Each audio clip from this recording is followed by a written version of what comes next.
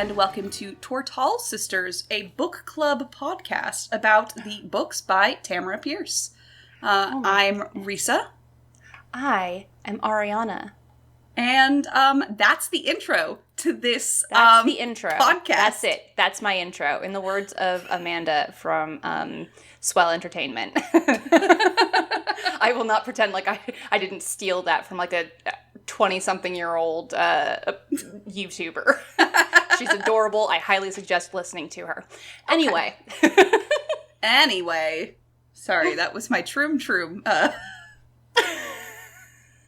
don't watch Troom, just a quick aside, I don't watch Troom videos, but I've watched a bunch of YouTubers, like, going through Troom videos and debunking their, like, hacks. So now I have that voice burned into my brain. It's not a problem anymore. I want to ask what this is that you're talking about, It's but I feel like I should do it off podcast. It's like so that Russian 5-minute crafts, and that's all I'm going to say about it. Okay. Let's Sounds get good. into what book are we talking about? What did we read today? Well, we read a book. Probably. Yeah, and it's called Woman Who Rides Like a Man. Yes. And it is the third book in the Song of the Lioness quartet. Also, coincidentally, the weakest. Yes, sure fucking is. However, can you consider the fact that the cover of my copy is great because it has Faithful just like on Moonlight, just like chilling, Just like just chilling, hanging out. He's just having down a grand the old street. time. And for some reason, on Mine's the covers, just a shield. On the covers of mine, my series, Alana has like curly hair for some reason. Yeah, you know how they often talk about her curly hair. Oh wait, no they don't. No, they don't. No. No, that's the next series. Yeah, where that's the next she one. continues to comb her curly hair. Sorry. Well, I'll go into that when we get there. I can excuse it because Dana is, who we find out she is. I just like she is, I'm like, okay. A lesbian. No. That's the subtext there. I have many things to say about the sexuality of some of the people in those books, but we're talking about The Woman Who Rides Like a Man, which is far more boring. Far more boring. So, Ariana has the synopsis this time. I do have the synopsis, so buckle up. All right. We pick back up with the newly knighted Lady Alana of Trabond. Less than a month after defeating evil Duke Roger of Conte, Alana is on a walkabout with her loyal protector and beleaguered father figure, Coram. The ever more bossy talking cat, Faithful, her perfectly normal and in no way in danger sword, Lightning, and beloved horse, Moonlight, aka barely in this book at all. Moonlight was notably missing, and I realized about 3/4 of the way through the book that I was very upset by this fact. Yeah. Gets mentioned a couple times, really. And it'll be like, and then but it's like, I went riding. She went riding. It's like, she had gone for a ride and cleaned Moonlight, and that's all you hear about it. Poor Moonlight. Yeah. She's too good for this. She is. Especially since she almost immediately, like, fucking kicks ass. She anyway, sure does. Having killed the evil Duke and revealed her sex to the court, Alana has decided, yet again, that nobody will love her as she is. She has... just constantly. She has set about to take a gap year, as any rich kid is allowed to do, in the great southern desert. Luckily, action suddenly happens. It's literally the third page of my copy of the book. I don't think it even gets to the second page on mine. Really? They are attacked by a band of rogue hillmen. Rather than run, as any sensible person might do, Alana decides to flex and take out a whole group of bandits on her own, with the help of the companions I previously noted. As she is fighting a particularly crazed and bloodthirsty giant of a man, she calls him the giant, like, constantly, and so it honestly took me a second to be like, is there a giant in this? No, just a giant man. Okay. Yeah. They don't show up until the next book series. Right? And that's what I immediately thought of. I was like, I could have... Okay. As she is fighting a particularly crazed and bloodthirsty giant of a man, wielding a foreboding crystal sword, her own lightning is broken and rendered useless. Apparently desperate to avenge her sword, Alana follows the man with the crystal sword angrily, even though he's running the opposite direction. He's going away from her. She chases him down to try to kill him, just so we're clear. But she doesn't get to him in time, and instead, he gets a lovely new necklace in the form of an arrow. He does not survive to see its beauty. The arrow belongs to a Bajir tribesman, so Alana is notably apprehensive. The southern desert is essentially disputed territory of Tortall, and the Bajir are not fond of the northern king Rold, trying to rule their ancestral home, not their astral home. In this astral plane that is the southern desert. Which, fair, I think. Yeah. But maybe that's just me. Alana, being a knight of King Rold's court, might be in danger. She looks at the crystal sword dropped by the now dead, but ever fashionable hillman, and she has a vision of a madman standing in front of a post and the smell of wood on fire. That lasts for less than a paragraph before she snaps back and notices, with the help of the Emberstone given to her by the goddess, because, literally everything in the first few chapters is, remember the last few books? I get it. I understand. She's trying to rehash shit. I understand. An orange magic on the sword, which reminds her of the orange magic of the late Duke Roger. Duke Roger. Stupid name. The Bajir who shot the arrow was, of course, the headsman of the Bloody Hawk tribe named Halef Sief. Saif, or Halef Sief? I was saying safe. Seif? Seif? Okay. Seif. Seif. Let's say Seif. I kind of went between a bunch of them. Halef Seif. I always just pronounce anything that's not English as if it was Spanish, so I always just go safe. Safe. Halef Saif. But Seif, I guess, sounds good. Seif. I have a lot of lines that I answer that are specifically geared towards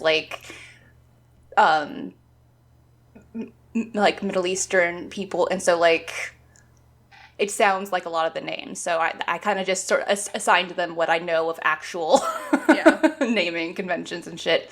Because this is definitely supposed to be all Arabic. We know this from the names. Yeah. Anyway, he casually notices the crystal sword is evil, then goes about his business. See, the old Bajir also don't believe that women should do things. They don't like that she doesn't wear a veil, and they don't like that she acts and dresses like a man. So, yeah. They... luckily for her, one of the men was a guard who let her and Prince Jonathan through the gate on their way to the Black City. She finds that they have called her the Burning Brightly One for a page, and then they completely drop that. Yeah, they never talk about it again. Halef Seif asks that Alana come to their village so they can decide what to do with her. We learn very little about the Bajir, besides that they live in tents, the women wear face veils, and they are wary of northerners. Again, fair enough. Alana meets 3 young Bajir who were assigned to wait on the political prisoner, because she's still rich and still has some mileage. It's she's a prisoner, but they're you guys go wait on her. I'm just wow. I think it's she's the luckiest prisoner I've ever... I understand that it's they're just showing respect, but it's Jesus, isn't she fucking lucky that these are the people who take her prisoner? Yeah. Fucking privilege. That is this entire 4 books, put in front of you. The 2 girls, Kara and Coram, and 1 boy, Ishak are teenage outcasts from the rest of the tribe. Naturally, the outcasts are intrigued by the outsider and treat her like that cousin who lives in California and has come to Tennessee to visit family. And the other cousins are like, do you know any movie stars? And you have to tell them, no, I'm nowhere near Hollywood even. I don't know why you think this. Maybe that's a little specific, but... The children tell her that the shaman, a cartoonishly sinister Aknan ibn Nazir, has warned them that Alana will corrupt them and disrupt the balance, their spiritual ideal, which they feel compelled to keep, but not explain. Okay, but the balance is like pretty much the Bajir feel like, yeah, everything just works itself out in the end. Yeah. We don't have to do anything. If it's supposed to happen, it'll happen. And then there's a tear in the fabric between, like, we're enforcing rules and, well, we just gotta let what's gonna happen as long as we have some control over what's happening. And it's just like, this is, you guys diverge at a certain point. Of course, we also learned that Halef Sif is a fair leader who really doesn't trust the shaman. The kids talk to her about magic, and she snaps at them and shuts down, stating, ironically, that the gift only leads to pain and death. Alana, referred to by the Bajir now as woman who rides like a man, roll credits, is summoned to appear before the adults of the tribe. The women of the tribe stand silently behind the men and witnesses to this meeting rather than participants, because this is how we're supposed to understand that women are lesser without them abusing them. That's the point of this scene. Yep, that's sure it. Is.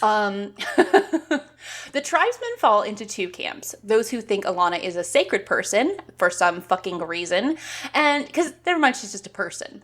And those who think Alana deserves death because she is clearly a disgraced woman. Because they are clearly reasonable. Finally, one old man goes, fuck it, she rides like a man, let her fight like one. Trial by combat. So, for the second time in as many months, Alana faces trial by combat. Being Alana, she wins by injuring her opponent, Hakim Farrar. That's going to be important-ish. She is informed it is her right to kill him, but Alana declines because she's so good. See? Do you see? Everyone is like, because it is so, like, backwards of them that they just kill people. Like, oh my god. Like, ugh. Everyone is like, okay, guess she gets to be a member of the tribe now, because even if they don't like it, they are bound by their rules, which I do wish there'd been more attention paid to, but I'll get to that when we talk about the Bajir in general. Because I got a lot to say about the Bajir in general. Everyone except the worm tongue of this part of the book, Aknan ibn Nazir. But no, it's not supposed to be Arabic at all. Aknan ibn Nazir leaves in a dramatic fashion, and the rest of the Bajir welcome Alana to the Bajir people and the tribe of Bloody Hawk. In order to rehash the last two books and encourage the imaginations of the young, Kara, Koram, and Ishtak are now attached to her and demand she tell them everything there is to know. There's a T in his name? I was reading it as Ishak. Ishak. I did it wrong in that one instance. Okay. I was like, was his name not Ishak? No, it's Ishak. I also misspelled Koram's name at the very beginning. Which, not to be confused with Koram. Koram. Which Koram and Koram. Koram. Let's make sure she's Koram. Koram. It's kind of more of a ku. Kara, Koram, and Ishak are now attached to her and demand she tell them everything there is to know. There is some clumsy cultural idea exchanging, and she is approached by Aknan ibn Nazir in the streets. But now he has the crystal sword, which the crystal sword, which fiendishly took the life of lightning. She mourns this sword like no other character that dies. Yeah. She mourns this sword more than, like, actual people in this book. People die in this book. She's just like, well, nuts. They're dead. Oh, well. When Halef Sif comes to Alana's defense, he is alerted to the sword.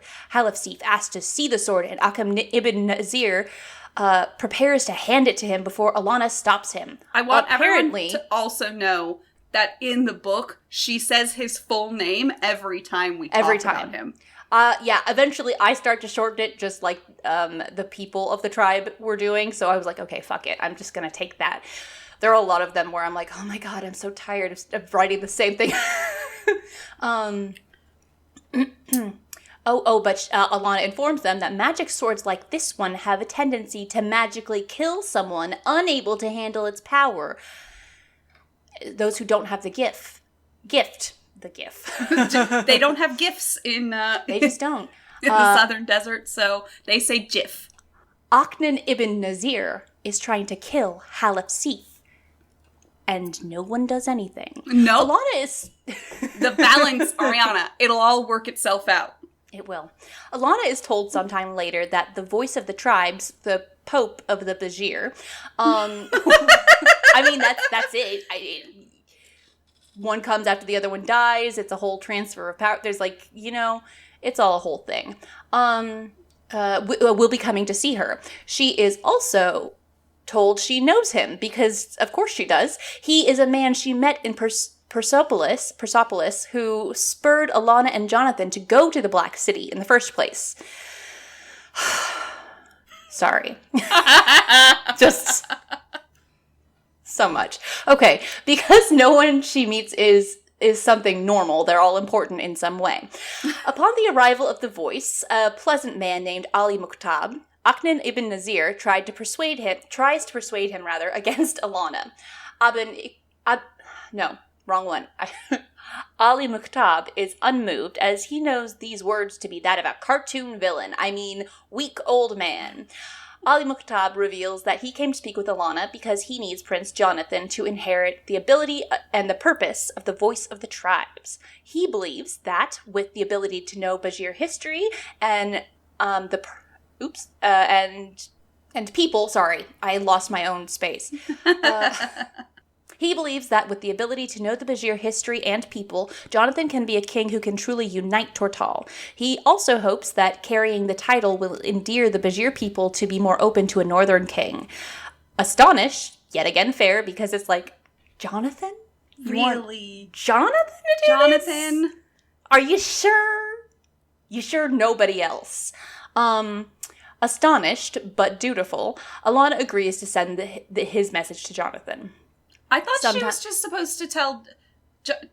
was it not like send him the shit? Yeah. It's just like a I need you to send him this letter. I'm letting him know what I want him to do. Yeah. I'm proposing to him. Sometimes there's a lot of proposing in this book. There sure is. Sometime later, Alana awakes to find that Aknan ibn Nazir is trying to summon a demon to kill her. She catches him and he calls attention to himself. He's like a white woman not getting what she wants in a public place. Ooh, she's a demon! She's gonna attack me! Calm down, bruh. So the entire tribe can see. Ali Mukhtab is furious, and Ibn Nazir is sent to his tent without dessert.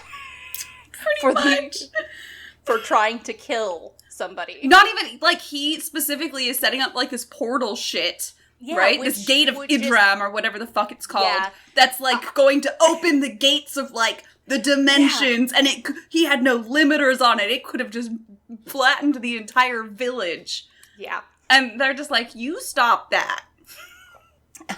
Like, literally, fucking Ali Mukhtab is like, I am very disappointed in you. We will speak about this later. Go back to your tent. And I'm like, go to your tent?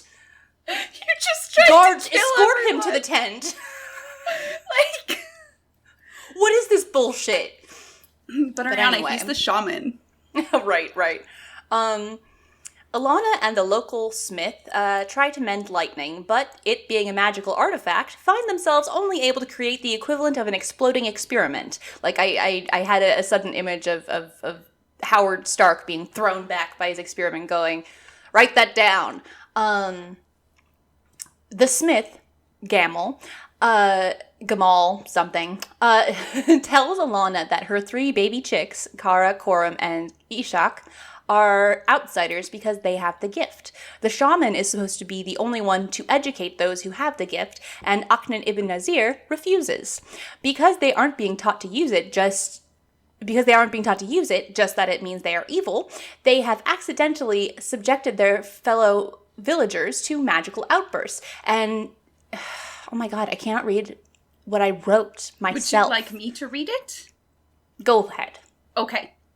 Well, first of all, also, women aren't allowed to be trained to be shamans, so I guess that too. Bajir women who have the gift just fucking leave. Yeah. We know that from the end of the book.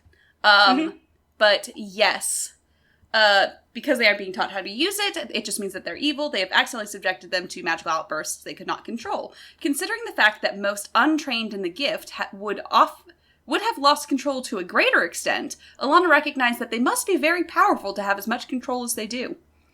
After reminding us that George exists by having some of his spies get caught by the superior tracking skills of Bajir, Alana decides to call on Ibn Nazir in an effort to talk him into training the 3 young sorcerers, because she's like, I kind of want to go back and see the people that I love, maybe. Maybe.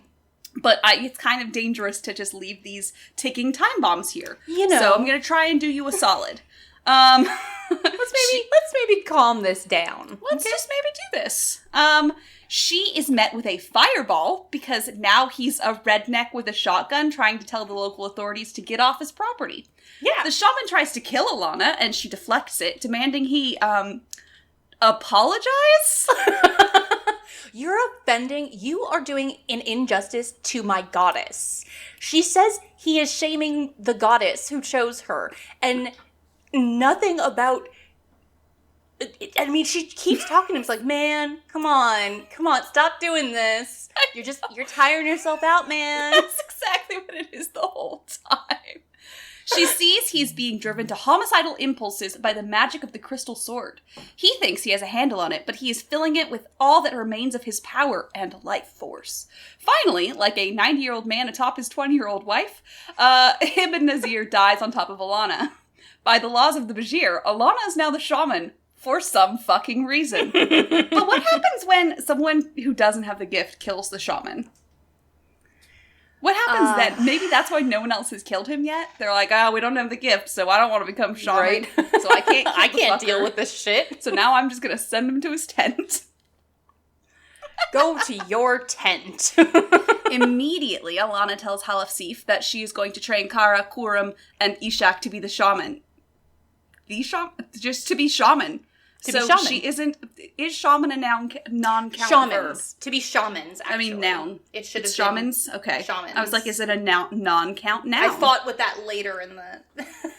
So she isn't bound there. And I hope in an effort to make sure the tribe is in the hands of the tribe, but not really. Would hope, but that's not her intent.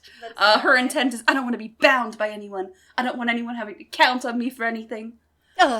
Halafsif then you shouldn't have become a night lady. I know! It's like, what? I don't want to give anyone a part of myself. Bitch, you literally, swore your, fealty to the rulers. You already gave a part of yourself away, honey. It already happened. Just go all in, man. Okay. Halafsif reminds her that female shamans aren't exactly common in Bajir society, but what the hell? If she wants to, it's cool. Alana teaches her eager pupils. She's not a particularly good teacher, but she's the teacher they need. It's the only one they have, also. Yeah. So, Kara can control the fire and the weather. Coram can heal with something akin to thread magic. She also can just, Yeah, she sees magic in threads, and so that's how I felt it being thread magic-y. And she also... She sees magic in balls of yarn, basically. Yeah. She doesn't describe it like that, but she says they're threads. Yeah. And Ishak can see the future in fire as well as have some magic basics. I know how to read. Deciding to push the Bajir even further, Alana declares that her apprentices should be present for village meetings because women aren't allowed to do this, but she's like, they're shamans, so they should do it. And they're outcasts. Yeah, it's very upsetting. You know? To the people. In a brief, violent encounter in which Alana uses the crystal sword and feels its bloodlust firsthand. Bloodlust, not bloodlust. I'm having fun. Having to actively fight off its control over her. Basically, the hillmen, the people who attacked in the beginning, they're the barbarians. They're the ones who are just, like, evil? Yeah. Question mark? They're like, they're there to be cartoon desert villains. pirates. Yeah. That's the best that I can. They're there to be a team building exercise. Pretty much. Yeah. To mirror this, Ishak wants to learn more than the starter spells Alana is teaching them. He thinks she's keeping all the power for herself. He apologizes, but we have a bad feeling about suicide. She teaches her students that women's work isn't something to be scoffed at, which she demonstrates by magicking a carpet to attack Ishak. As you'd fucking do. She's like, I've never used her thread cat magic before. Then scolds her. She's like, I've never used thread magic before, but let me use it right now, expertly. Right. She does a lot of that in this book. This works, and they are even more eager. Plus, Alana decides to learn to weave with her students to teach her. She's like, I guess I better actually do something that's feminine, I guess. Right. I guess this is to represent her embracing feminine things in spite of her built-in belief that feminine things are to be avoided because they mean weakness. They catch the attention of the tribe weaver, which is Mari Farrar, who is the mother of the man Alana defeated to win her spot in the tribe. She says she'll help teach them all how to weave. This signals Alana's acceptance by some of the women in the tribe, and I guess this is to represent her feeling more connected with other women than she had let herself feel in the past. Coram, not Coram, Coram, who had left for Tortall to return George's spies and to also... No, they went on their own. He went to bring the letter to Jonathan. That's what he did. He did it at the same time because, yeah. I thought it was partially they were escorting them to the border. The spies left and also Coram left. Whatever. He returns to find Alana's now shaman of the tribe of Bajir, and he handles it quite well for some reason. Reminder, he fucking hates magic of any kind. Just as a reminder. Yeah. He loathes magic.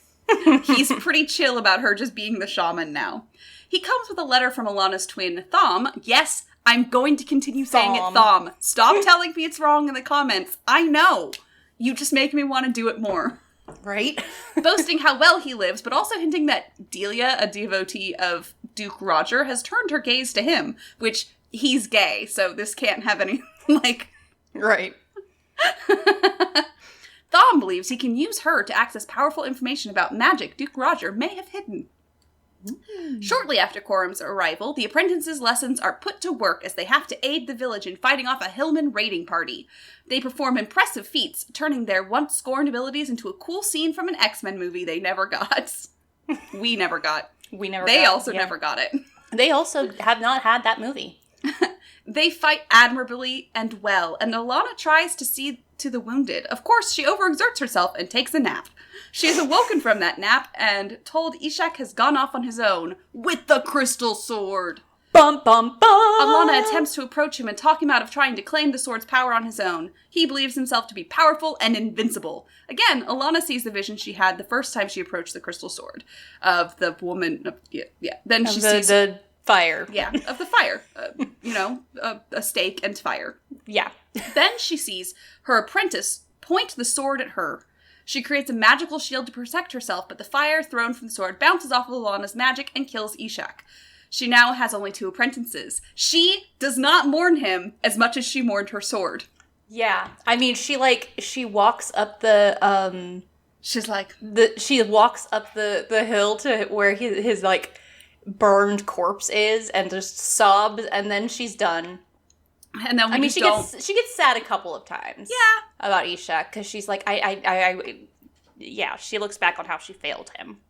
Yeah, but mostly about how it affects her. Mostly. Not really about how it affected him and his White death. women, am I right? That's pretty much the subtitle of this entire book. Right.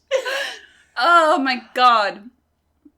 A week after Ishak's death, other Bajir shamans begin showing up to teach Alana and her apprentices, but also to learn from them. When Ali Mukhtab congratulates Alana on spurring this meeting of the minds, Alana, unable to take a compliment, reminds him that she still can't convince Kara and Kurum to not wear their veils. Because that's important to her, apparently. It was the 80s, Risa. It was the 80s. Yeah. Okay. I just have to talk myself through this. Because we'll be talking about this again. Yes. He reminds her that this is their culture and they must do so to prove they are virtuous and welcome in the tribe. She comments about how some of the wisest women she grew up around, notably in the court of the Rogue, were prostitutes, and that it's a shame the experience of some should determine their worth to their community. She is cut off from this moment of almost humanizing sex workers by some visitors from the north, including Sir Miles, yay, and Prince Jonathan. Ick. Fuck Jonathan in this book. Like, honestly, I hate that man. I hate him so much. Like, he has worsened with the absence of Alana. Yeah, pretty much. Jonathan has come to learn from Ali Mukhtab and become the new voice of the tribes. When he finishes that, and Alana finishes training Kara and Kurum, he asks that Alana return to Tortall to marry him. Alana argues basically that she's bad for him and unworthy, but good old Jonathan is like, it doesn't matter that you're not a virgin anymore, because I'm the one who deflowered you. And the plus side is that it will be a jab to anyone at court who has expectations for him to be proper. Alana says she'll think about it, and Jonathan acts as though he's humoring her when he says she can think about it. Sir Miles, talks to Alana about how he's worried about her being out in the world with no funds to speak of. He admits there's absolutely no way he's going to have any kids, and since Listen, Sir Miles is demi-sexual, demi-romantic. I'm just putting it out there. Yeah. He's A-spec. I do love that he arrives there, and immediately all of his interactions are with Alana and Kara and Kurum, and he's just like, oh, look, more daughters. I'm collecting children. Thank you. Pretty much. And not in the Thanos way. And since he has already spoken with her about his estate on numerous occasions, he wants Alana to be his heir. He knows she is the only one who could love Barony Olau as much as him, and this way he could help her fund her adventures abroad. Alana, for the first time ever, accepts something presented to her without protest. Like, it is notably the very first time that ever happens. Yeah, pretty much. It is soon confided in Alana by the village healer and midwife that Ali Mukhtab is ill. He's got fucking cancer, I guess. Yeah. Or anime mom disease. He's got anime mom disease or tuberculosis. Yeah, I feel like it's cancer. I think it's like cancer or something. It feels like cancer, just the way that it happens. Yeah. Alana checks on his condition and realizes he is dying. She realizes he always knew about the illness and never sought treatment, even though a healer could have cured him had he done so. He just wants to hold on long enough to teach and transfer his power and knowledge to Jonathan. Alana can't do anything about it because she can't save someone who doesn't want to be saved, like the central conceit of this book. Yep. Other Bajir come, this time headsmen, who want to meet the northern future king, who would be the voice of the tribes. It isn't long before Jonathan is challenged to combat by a disgruntled headsman. As you do. You know. Jonathan wins by the skin of his teeth and nearly dies in the process. Alana sees him use moves George never taught them, and he reveals he trained with a Shang warrior after she left court. Because he won the Bajir, Sorry, there's no comma there. He won the Bajir. Because he won, the Bajir decide to make him a member of the tribe, though many are noticeably peeved. Meanwhile, Kara and Kurum have progressed to such a degree that they are ready to become shamans. An elder Bajir, Markham, sorry, just the names, agrees to stay and advise them. This leaves only Jonathan becoming the voice before he expects an answer from Alana about marrying him. Since she and he have been bickering a lot, it's a subject giving her a lot of pause. Later that night, Sir Miles proposes to Alana to adopt Alana, and to elope-adopt that evening. Like, let's do it now. Let's fucking do it now. I don't want to wait any longer for you to be my daughter. I would like a daughter now. Insta-daughter. So he tells her she is like a daughter and a son to him, and he could not love her more. The Bashir do what they do best and throw a ceremony with Halif Sif, Ali Mukhtab, Jonathan, other dad Khorram, Umar Khan, Gamal, the smith from that one scene, and Alana's apprentices, Kara and Khorram, to witness the growing of a family in its sweetest form. Also, blood is drawn because I guess the Bashir require blood sacrifice for every fucking ceremony. How many are anemic? Yeah, every single ceremony in this is that you just slit open your wrist and then the blood does something.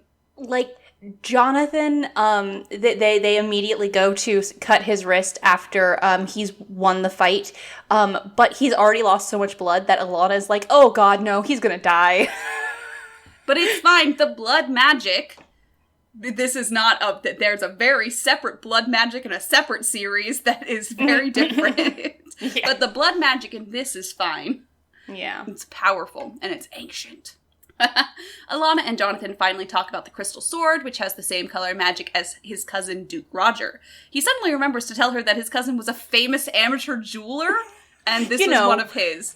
Okay, the biggest problem I have with this book in general is that, like, there's just things that are big truths that we're just thrown at us. Like, she knows what this spell is and she knows what it'll do. She there's all this stuff that's just thrown in there, like, casually, and it's like, wait, did we build this?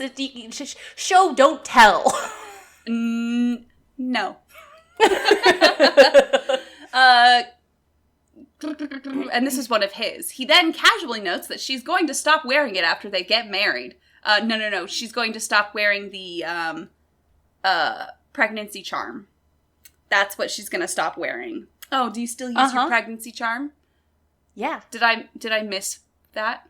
Oh, I must have skipped that sentence. That's okay. So he's like, do you still wear your pregnancy charm? And she's like, yeah, I don't want babies. And he's like, oh, well, you can leave that off once we get married. And she's like, because I even called it a birth control charm. Where did that go? I probably, like, copied it and it's somewhere else in this document. Okay. She reminds him they aren't married yet, and he laughs it off like it's just a matter of time. Oh, these silly women. It's like, oh, come to bed, my sweet lioness. It's like, oh my god, happens in that scene. I like, will murder you. I will kill you in your sleep. You don't even deserve a living death. Just die in your sleep. Oh my god. Kara and Khorram pass their test to become shamans and joining the Brotherhood. Because we're just gonna keep calling it the Brotherhood, even whatever. And Alana worries about... Say. Yeah. Alana worries about John being a dick if he is to be the voice. That he's taking the responsibility and wanting to marry her in order to piss people off and upset the status quo. And is she really wrong? I mean, it doesn't seem like it. He seems to have good intentions, though, even if he's an asshole about it. They perform the ritual... Like, there's an entire bit where he's like, Alana is literally keeping Ali Mukhtab alive. She's there in his tent 3 times a day to try and give him strength so he can survive to the fucking ceremony. And one day, John is like, I'm done with this. I don't want to be here. Let's go writing. And she's like, John, I have literally been in there for like an hour giving this man strength. He's finally ready to give you a lesson. You're going to go fucking listen to him. And he's like, fine, I guess. It's like, I want to murder this man. They perform the ritual to make him a voice, and Ali Mukhtab dies, only able to finish the transfer with the help of some magic Faithful gave him. Just passing, like, they don't... Everybody is so accepting of this cat just talking and doing magic, and they're just like, yeah, that's just a cat doing its thing. Cats just do magic, Ariana. Have you ever met a cat? Like, at one point, she asked someone, how long have you been able to understand Faithful? And they're like, I mean, I understand whenever he wants me to understand. Yeah, Jonathan is changed, having seen and understood so much in the exchange. Although not changed enough that he doesn't remember his plan. Alana is told... Immediately. Yeah. Alana is told Jonathan is having her shit packed up so she can leave with him for home. She is angered by his assumption that she would just go when he told her to. Fair enough. Fair. He's also been acting like they are already betrothed, and she is just being coy about saying yes. They get into a fight, and Jonathan basically tells her no one else would have her but him, and that she's not womanly enough for him anyways. Yeah, it's a real showing your true colors, asshole. Especially since you've known her so long and you knew how she thought about herself. And it's like, so she was only like, it's so special. I'm the only one who knows you're a girl. I have this, so I'm the only one who sees you as a possibility. And this is why when we were talking in the last episode about the consent and how in this relationship Alana never could have freely given consent because he held this much over her, and now we see how much of it is literally just holding it over her and having control over her. And okay. He leaves immediately after she basically tells him to fuck off, which good for her. And upon his arrival back in Tortall, his mother introduces him to Princess Josiane of the Copper Isles, presumably intended to marry Jonathan. So he goes, yeah, a rebound girl will show Alana. Yeah. Yay. Yeah. He's so good. Yeah. We learn a lot about the Copper Isles later in the series in general. So it's kind of funny reading about it now. Alana finally leaves the tribe because everyone's like, dude, stop being a fucking mother hen. So she goes to visit George, who has been squashing uprisings in the Court of the Rogue in Port Kane, which is south of Chorus. Coram is annoyed to be there until he meets George's buxom cousin, Rispa. George is elated to see Alana and gives her plenty of space. Alana tries out being more feminine, and then overhears that she goes and she gets dresses. Yeah, she buys a dress and she wears like soft colors and George clearly approves because he kind of gives her like a you're beautiful look. I have to say, George comes out smelling like a fucking rose in this one for me. I know! Especially after having fucking John that whole fucking time. God, George is so smooth, and he gives her room, and he has a friend as well as he's like, hey, I don't want to kill that possibility of me getting in there.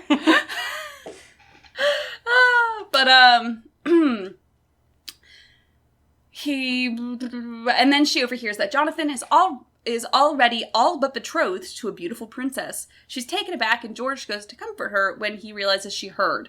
He reminds her that there are other fish in the sea and that he is one of those fish. And this is important. He doesn't say he's the only fish or anything laying claim. He just reminds her that he's proof men will be lining up and Jonathan was just being cruel. Yeah. Because it's more important to George that his friend feels better than he gets picked. Meanwhile, Magic is acting up. Alana feels a drain on her power. It's so fucking casual. It's so fucking casual. You remember how I was like, and nobody questions this about Count Roger or Duke Roger, and you're like, oh no, it's because he put the spell over them. What's the excuse for literally every other part of this fucking series? Nobody questions Faithful. Fucking Magic acts up, and they're just like, oh, there's like a hiccup in time and space, and. Oh, silly me, I'm so sorry, guys. It's like, what is happening? Yeah. So basically, they feel like there's like a big magic storm going on. And then on Halloween, her magic is just gone. Yeah. And she's like, oh, I should feel upset about this, but I'm not. Cool. And I'm assuming that's because Thom did something, right? Mm-hmm. Alana feels a drain on her power. She finds out that Thom was performing experiments. George goes to investigate in the best chapter in this whole book. He finds that his spot is now in danger of being usurped from a villain by the nickname of Claw. So he swings his dick around in a truly Cooper fashion and tells everyone he's home. His mother, he finds, has been sick because she's too... She too felt. She's too felt up. She's too felt up. She, too, felt magic act up, and she poked at the magical veil protecting that magic. It made her sick. Knowing that Claw seems like he was brought up and noble... I did leave off one part, but, we'll get to that part. But... Knowing that Klaus seems like he was brought up a noble and Thom is in the castle, George decides to ask Sir Miles for information on both fronts. Miles says he knows Klaus' voice, but he can't figure out who he is. As for Thom, it seems people in the castle, like Delia, have been testing Thom's magic, leading to the disastrous experiment, which made George's mom sick. I did leave out the fact that it seems as though he was trying to raise someone from the dead. Yeah. And that's the best bit when George goes to visit Thom, and he's like, so, who'd you try to raise from the dead? And Thom's like, excuse me? I did nothing of the sort. Get the fuck out of here. And he's like, okay, so you definitely did. Okay, cool. Okay, so you for sure did it, right? Okay, buddy, okay. And he, calls, basically, he's like, you're a fucking prick, huh? Yeah. He calls him, a something piece of work. He does. It's fantastic. It's one of my favorite, honestly, when you said it's the best chapter in the book, you were completely correct. It is. It's so good. Because it's mostly about George and not about Alana at all. And it's such a stark difference because we're inside Alana's head and she's overthinking literally everything. But then we're in George's head and he is just fucking swiftly acting in the goddamn moment. Yeah. And he's like, well, here I am, George Cooper, at your fucking service. He's good. Okay. George's mom's sick, there we go. Knowing where the magic came from, George pops over to the castle to visit Thom in his quarters. Thom is a right prick and waves Mistress Cooper's illness away because she shouldn't have been interfering with magic she knew nothing about. He's very condescending and it's like, fuck you, Mistress Cooper's rad. Don't you say anything about Mistress Eleni Cooper. Yeah. Thom becomes enraged when he mentions the, raising from the dead, and demands George leave. George notes to keep an eye on him in the next book. Alana, not finished with her third book, takes one final side quest from Halifsif to visit a shaman friend who is a woman. Ever the man of mystery. We have no idea what this means, so we will have to tune in next time. She goes to the village where he last knew his friend to be, in time to see her vision from earlier in the book coming true. It's like she remembered, oh yeah, that should probably have payoff, huh? No, it's more like, we gotta get this everyone wanting to read the next book. That's what the last chapter is. Yeah. A woman, the woman Halifsif sent her to look in on, is being burned for being a demon. In the end, she is unable to save the woman, but the woman tells Alana how she can take control of the crystal sword and fix lightning.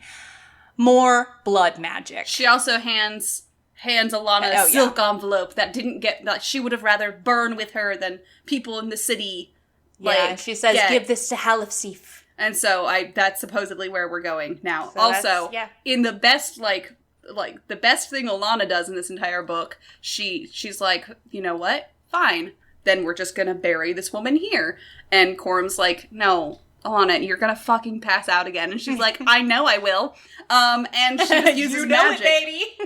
She uses magic to just open the ground, bury the woman, and then bring up a headstone engraved with the, here lies the sorceress who loved the people who killed her.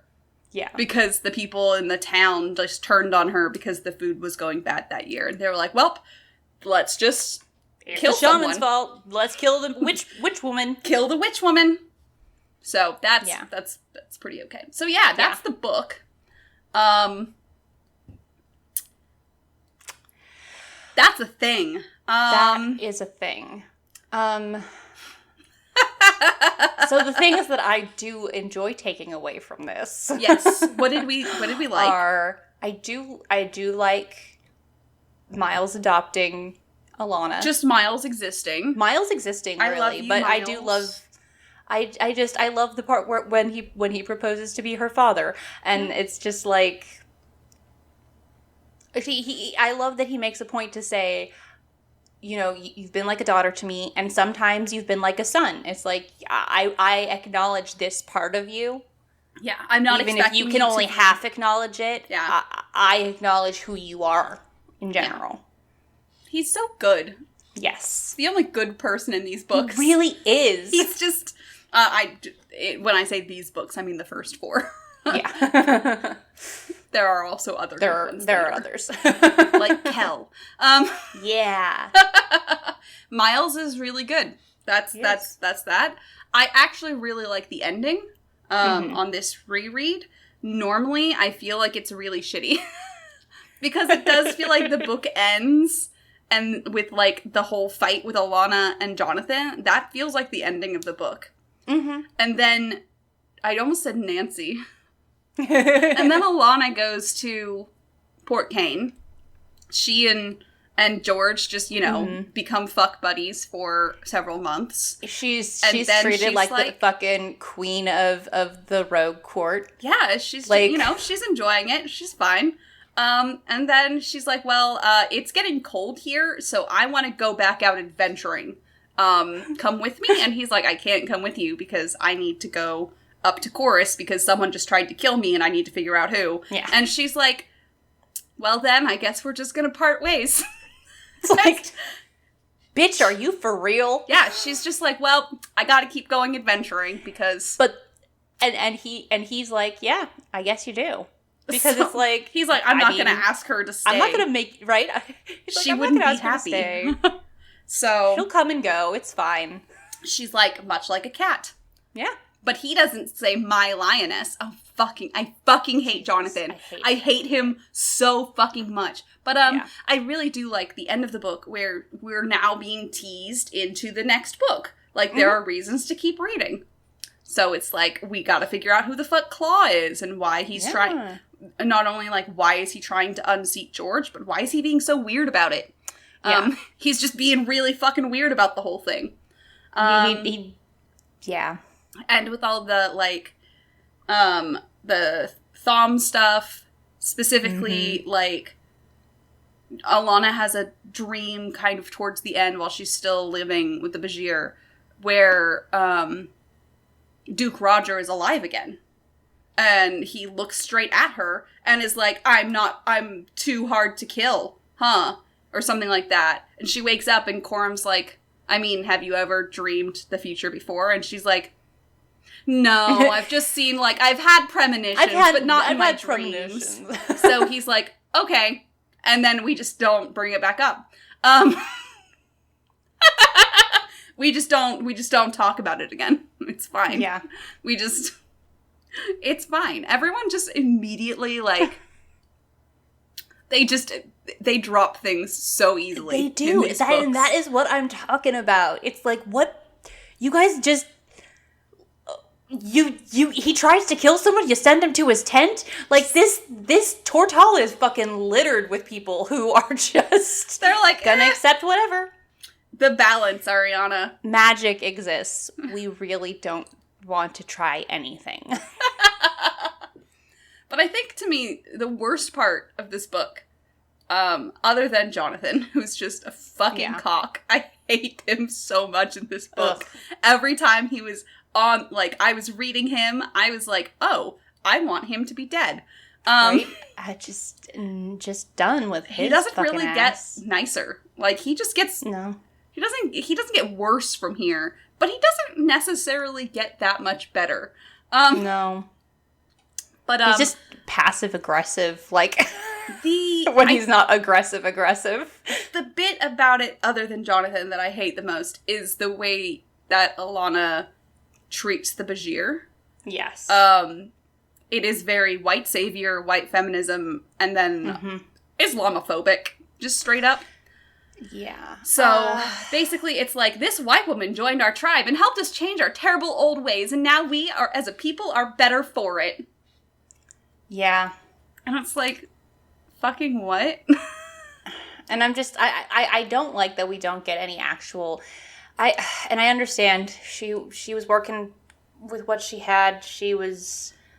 Yeah.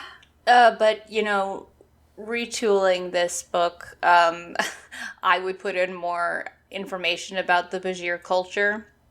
But I also get that she wasn't doing as much...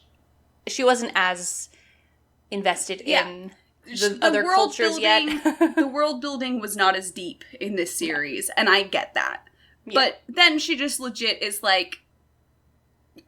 If you're going to pull on other cultures that are not your own to put into your fiction, then maybe don't make it so blatantly obvious that not only are you doing that, but you don't, like, she just straight up,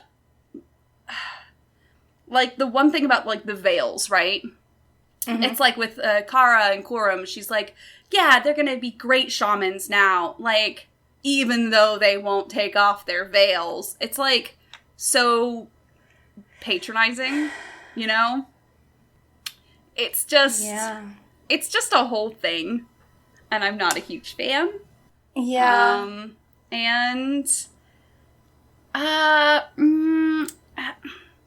More character and culture building could have benefited the story. I understand also it couldn't be much longer than it was, or at all longer. No, of course, yeah. So and I get it. The problem is, though, that nothing actually happens. So, like, I don't know what the excuse is for... Nothing happens in this book! Not a goddamn thing happens. Other than she gets a fucking new super sword because Tortall is going to be a scary, messy place, according to a dying woman. And so she, she puts her blood on the sword and makes up a spell, and now she's got a crystal lightning. Crystal lightning! Crystal lightning. But she specifically calls on because it's Full Metal Alchemist, all is one and one is all. In the ceremony of, like, for the voice, right? Mm-hmm. Like, Muktab and Jonathan are specifically, like, saying many is one, two is one is many, like, over and over again. Like, I could not follow that part of the book. Apparently Jonathan had just learned his lines. And it's just, like, something about that to me, that entire section felt so hard to follow. Yeah. For me, I was just skipping whole lines because I was just like, what are you trying to say? Because the only part of that was actually kind of good to me was Ali Muktab literally just looking at Jonathan like, so why do you want to be this? Why do you want to be the voice of the tribes? Yeah. And Jonathan, it's just, like, very apparent that this was not part of the deal. And Jonathan having to just actually answer that properly. And I don't think it was quite a good enough answer, but they do. It's just like, I want to know how people think so I can be a good ruler. It's like, really? That's why,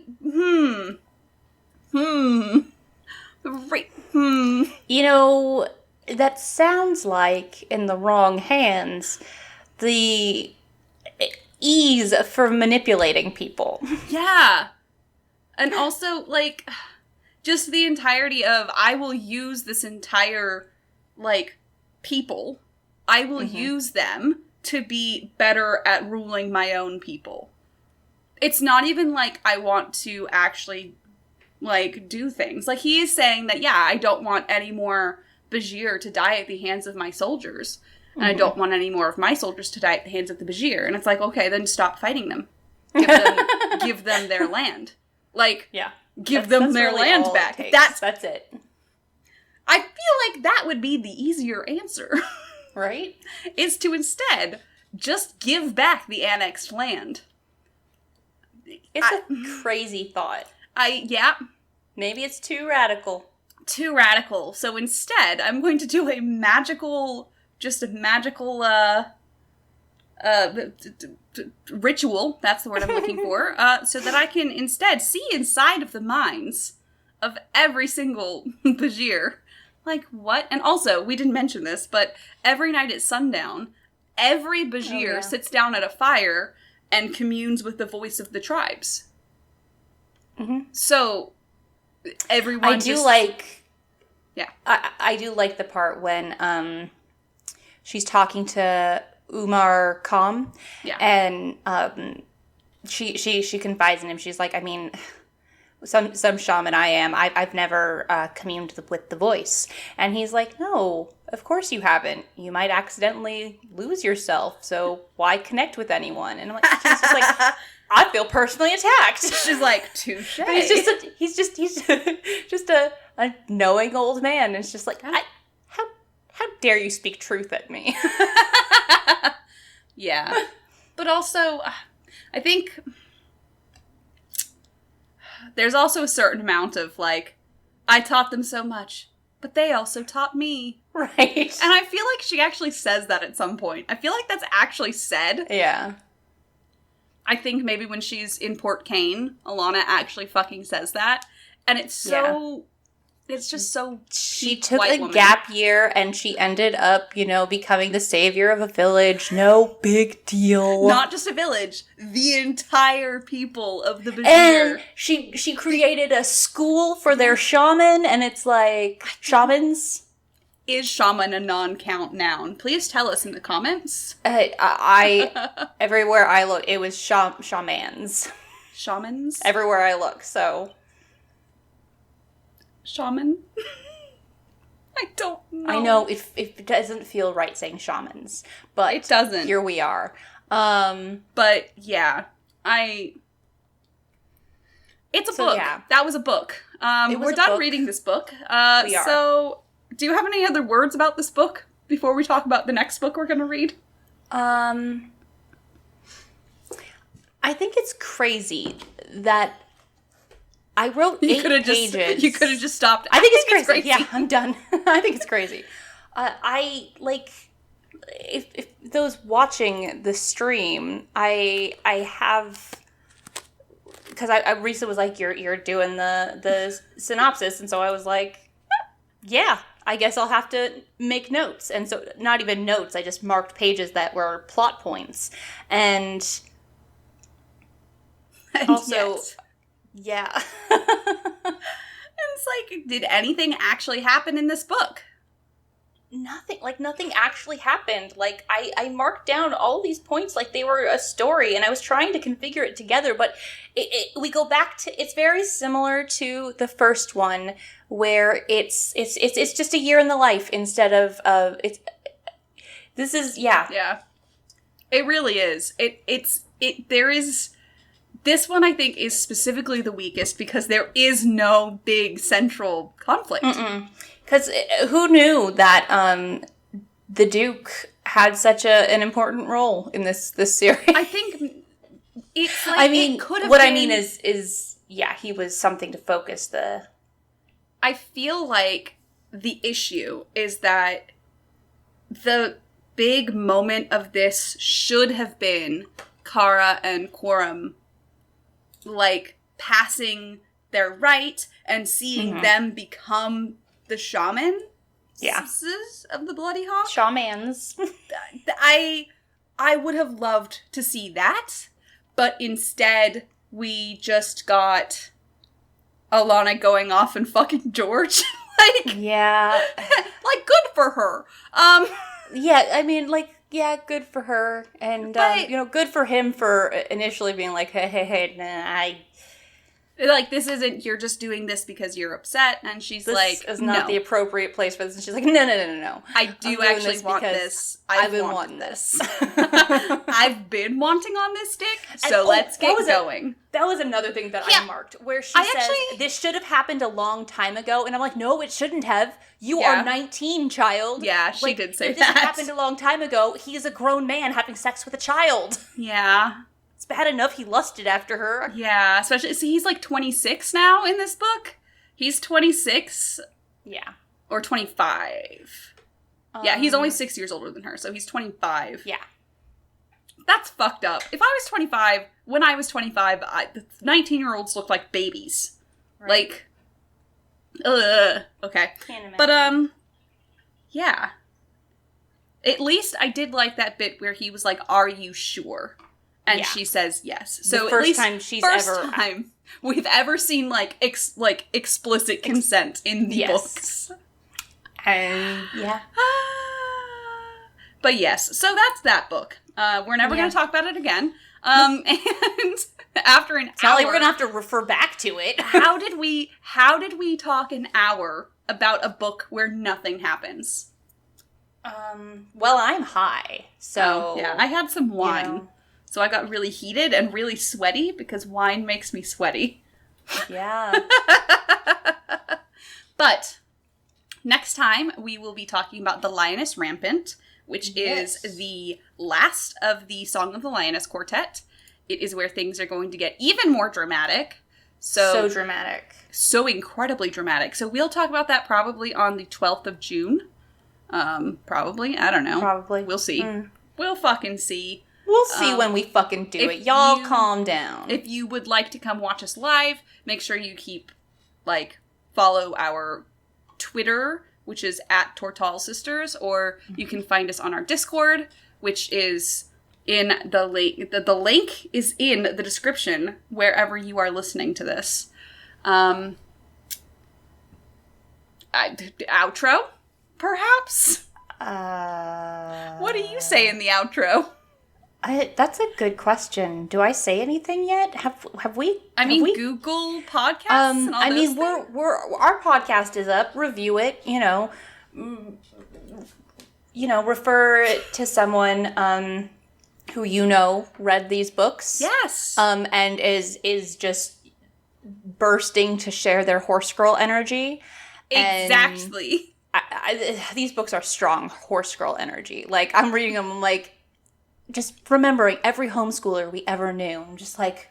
And many of them also read these books with us. Yeah, exactly. And it's just, I have okay, and this is going to sound conceited, but it's not. I have noticed that when we bring things up, more people are willing to talk about them. And so, bring them up to people, and then we can have additional, podcasts about Tortall and shit like that. I would love to see that out there. Especially since I want everyone to remember, especially people who read this, right, when they were younger. And if you want to look back on it and have a reason, an excuse to reread it right now. I know that, everyone's busy. We're all adults and everything. Yeah. If you want an excuse to reread these books, just one of them a month, and they're so short, then listen to this. Tell your friend who also used to read these with you, or they used to, so you guys can talk about it. You can talk about how we say thom incorrectly. That These reminds idiots. me. We didn't talk about our favorite headcanons of this book. I don't know. I don't really... You don't have any... I mean, this book didn't really have much, canon to it. My favorite headcanon is that every time Jonathan and Alana were, arguing or they were having sex or something, everyone in the village could hear them. Yeah. Every single person in the village could hear every time they argued. It's just... Yeah. But yeah. Yeah, if you would like to find us, you can find us on, as I already said, Discord. You said those things. Yeah. But also, if you want to just, talk to us, we're also on our Crowmeister Sisters channel, which is where it is on YouTube and stuff, and you can subscribe to us on Twitch if you want access to our wine glass emote and all sorts of other stuff. I'm just hopping down into that outro, apparently. Yeah. And so I am Risa. I'm Ariana. And keep on reading. Yeah, sure.